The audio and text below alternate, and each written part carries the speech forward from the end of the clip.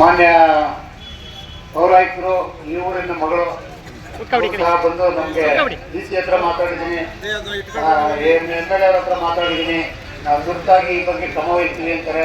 ಆಶ್ರಯ ಕಮಿಟಿಗೆ ಅವರು ಒಬ್ಬ ಸದಸ್ಯ ಕಾರ್ಯದರ್ಶಿ, ಯಾರೇ ಇದ್ರೂ ಅವರು ಸದಸ್ಯ ಕಾರ್ಯದರ್ಶಿ ಆಗಿರ್ತಾರೆ. ಅವರ ಮೇಲೆ ವಿಶ್ವಾಸ ಇಟ್ಟು, ಜೊತೆಗೆ ಅವರು ಈ ಊರಿನ ಮಗಳು, ನಿಮ್ಮಲ್ಲಿ ಒಬ್ಬಳು ನಿಮ್ಮ ಮಗಳ ಹಂಗೆ ನಾವು ಆ ವಿಶ್ವಾಸನ ಅವ್ರ ಮೇಲೆ ಇಟ್ಟು ಇವತ್ತಿನ ಧರಣಿನ ಇವತ್ತು ಇಲ್ಲಿಗೆ ಮುಕ್ತಾಯ ಮಾಡ್ತೀವಿ. ಹೇಳ್ದಂಗೆ ಇನ್ನು 20 ದಿನದೊಳಗಡೆ ನಮಗೆ ಪರಿಹಾರ ಏನಾದರೂ ಆಗಲಿಲ್ಲ, 20 ದಿನದೊಳಗಡೆ ನಮಗೆ ಪರಿಹಾರ ಸಿಗಲಿಲ್ಲ ಅಂತ ಹೇಳಿದ್ರೆ 22 ವರ್ಷಕ್ಕಾಗಿದ್ದೀವಿ, 20 ದಿನ ಕಾಯೋಣ, ಏನೂ ಆಗಲ್ಲ.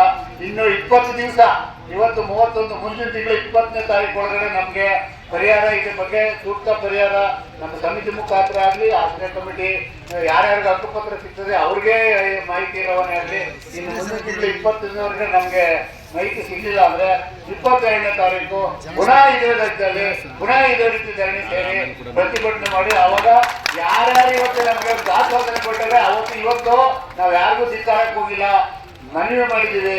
ಅವತ್ತಿಗೆ ಎಲ್ಲರಿಂದ ಧಿಕ್ಕಾರ, ಅಮಾನ್ಯತೆ ಉಪವಾಸ ಮಾಡೋಣ, ಅದಕ್ಕೆ ಅನುಮಾನವೇ ಇಲ್ಲ. ನಾವು ನಿಮ್ಮ ಜೊತೆಲಿ ಇರ್ತೀವಿ.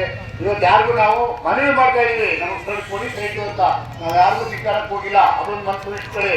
ನಾವು ಆದಿ MLA ಇರ್ಬೋದು, ಮಾಜಿ MLA ಇರ್ಬೋದು, ಆಡಳಿತಾಧಿಕಾರಿ ಇರ್ಬೋದು, ಪೌರಾಯುಕ್ತರು ಇರ್ಬೋದು, AC ಇರ್ಬೋದು, ಯಾರಿಗೂ ನಾವು ಧಿಕ್ಕಾರಕ್ಕೆ ಹೋಗಿಲ್ಲ, ಅವರ ಇದಕ್ಕೆ ತಂದಿಲ್ಲ. ನೆಕ್ಸ್ಟ್ ಇವತ್ತೇನು ಮೇಡಮ್ ಆಶ್ವಾಸನೆ ಕೊಟ್ಟಿದ್ದಾರೆ, ಇದು ತಪ್ಪಿದ್ರೆ ನಾವು ಎಲ್ಲರ ವಿರುದ್ಧ ಧಿಕ್ಕಾರಕ್ಕೆ ಕೂತ್ಬಿಟ್ಟು ಪ್ರತಿಭಟನೆ ಮೆರವಣಿಗೆ ಮಾಡೋಕ್ಕೆ ನಾವು ತಯಾರಾಗಿದ್ದೀವಿ. ನೀವು ಅದಕ್ಕೆಲ್ಲರೂ ತಯಾರಾಗಿರ್ಬೇಕು.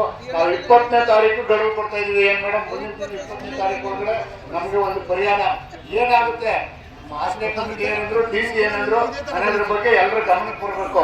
ಇಲ್ಲ ಅಂದ್ರೆ ನಾವು ಪುನಃ 22ನೇ ತಾರೀಕು ಇಲ್ಲೇ ಸೇರಿ ಇದೇ ಸಾಲಿನಲ್ಲಿ ಇದೇ ಘೋಷಣೆ ಮಾಡ್ತಾ ಇದೀವಿ. ಪುನಃ 22ನೇ ತಾರೀಕು ಇದೇ ಜಾಗದಲ್ಲಿ ಸೇರಿ ಅಮಾನತ ಉಪವಾಸನ ಕೈಗೊಳ್ತೀವಿ ಅಂತ ಹೇಳಿ ಈ ಮಾತನ್ನ ನಿಮ್ಮೆಲ್ಲರ ಪರವಾಗಿ ನಾನು ಪೌರಾಯುಕ್ತರಿಗೆ ಹೇಳಿ ಮಾತಾಡ್ತೀನಿ.